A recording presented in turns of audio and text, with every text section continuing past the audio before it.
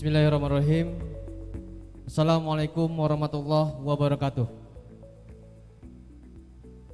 Salam sejahtera untuk kita semua. Salam Om Swastiastu, Namo Buddhaya, salam kebajikan. Yang terhormat Ibu Pinondang Sitorus MPD selaku Kepala Bidang Pendidikan Yadika se-Indonesia. Yang terhormat pada perwakilan orang tua siswa yang hadir pada ruang yang berbahagia ini, pada orang tua yang berada di rumah yang menyaksikan prosesi wisuda atau lepas kinasi SMK Yadika 5 angkatan ke-21. Kepada Dewan Guru, Ketua BKK, Bapak Ibu Wakil Pembina, Dewan Guru yang luar biasa, kami ucapkan kepada Bapak Ibu terima kasih yang sebesar-besarnya.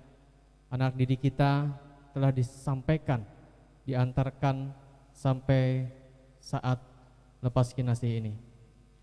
Dan tak lupa kepada anak-anakku sekalian, alumni angkatan ke-21 yang disebut dengan Salpogesta, ya, Salpogesta dan Salpojedis. Ya. Semoga angkatan kalian ini menjadi satu new normal, new generasi kesuksesan bagi kalian. Tadi disampaikan oleh Ketua OSIS kita, Iqbal, untuk mencapai mimpi. Ya, pertanyaannya sekarang kalau lihat dari generasi Z generation, yang katanya motonya adalah rebahan. Karena memang posisinya kita nggak bisa salahkan, ada di rumah terus. Ya, jiwanya jiwa rebah gitu ya. Tapi kita coba pastikan, buktikan. Ya. Yang punya visi foya, misi foya, visi misi foya-foya. Ya, apakah betul visi misi foya-foya?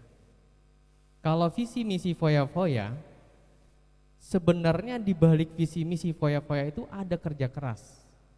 Seharusnya secara logika agar bisa melaksanakan visi foya, misi foya, visi misi foya-foya. Kalau nggak ada di belakangnya kerja keras nggak mungkin. Tadi Iqbal bilang masalah mimpi. Sekarang saya mau tanya pada anak-anakku sekalian yang di rumah maupun yang di gedung ini, bagaimana cara mewujudkan mimpi? Bagaimana caranya? Kita harus bermimpi setinggi-tingginya.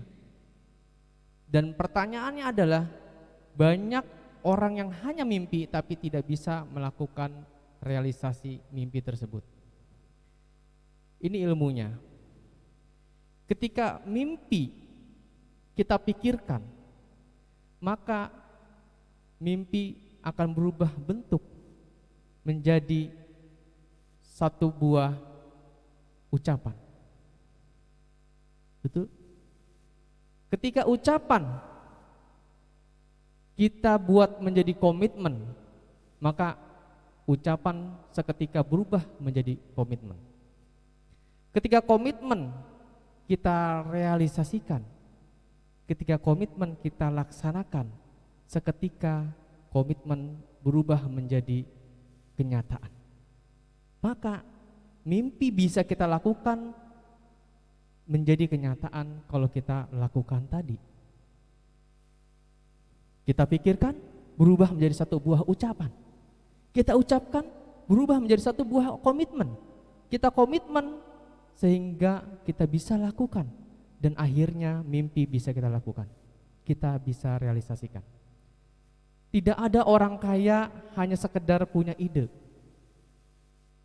Yang benar adalah orang yang punya ide yang dilaksanakanlah yang kaya. Hanya cuma punya ide tiba-tiba jadi kaya, nggak mungkin. Apalagi motonya rebahan. Dulu orang kampung harus datang ke Jakarta untuk bisa mempromosikan dirinya, untuk melamar, mempromosikan dirinya, mempresentasikan CV-nya, mempromosikan dagangannya. Sekarang yang disebut dengan Z generation, generasinya rebahan, dimanapun kamu tempatnya berada, bisa langsung terkenal. Bisa dimanapun tempatnya, nggak perlu kamu ke kota, ke Jakarta, apalagi kita di Tangsel. Kita deket dengan Jakarta, apalagi kita yang dekat kota. Masa kita bisa kalah sama orang yang di daerah? Bisa lebih terkenal dia? Bisa mendapatkan pundi-pundi keuangan dari mode 4.0 migrasi ke 5.0, migrasi di mana semua dagangan berubah menjadi ke dunia internet. Sekarang kita pikirkan, Giant sudah tutup, beberapa tutup. Hero beberapa tutup. Yang di mall-mall retail-retail besar tutup, kebanyakan tutup. Di zaman apa? Di zaman sekarang. Di zaman migrasinya 4.0 ke 5.0. Tapi pertanyaannya adalah, apakah kebutuhan manusia sudah terbatas? Tidak. Kebutuhan manusia tetap sama. Manusia tetap tumbuh.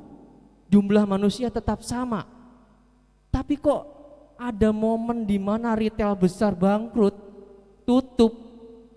Kok kita yang namanya manusia yang ada minimal pikirannya sedikit pun untuk berakal, masa nggak bisa hidup masuk ke dunia online, apalagi kita SMK.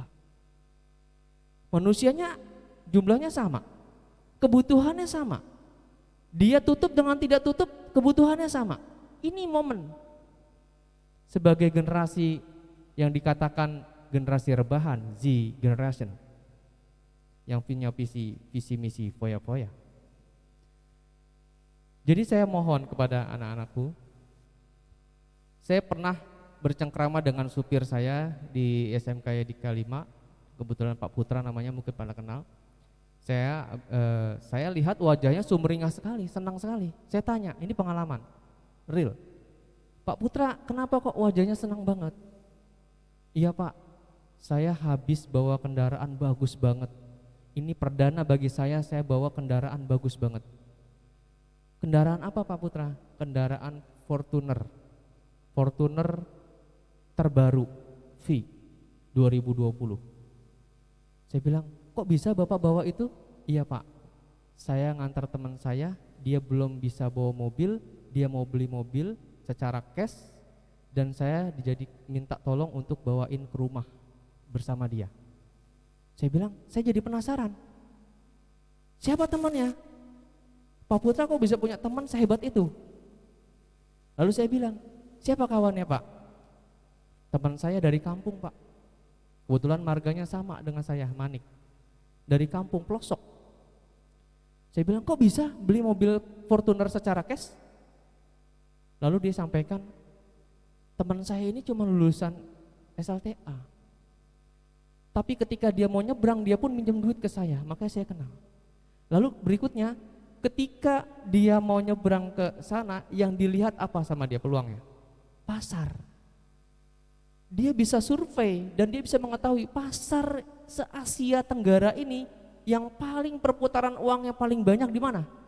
Tanah Abang. Tanah Abang, Asia Tenggara. Perputaran tercepat keuangan ekonomi. Berangkat dia ke Tanah Abang. Dia cuma punya modal sedikit. Dia beli beberapa retail baju yang murah, dijual. Bisa nggak ditantang dirinya bisa jual 3 potong baju? Ternyata bisa, punya keuntungan.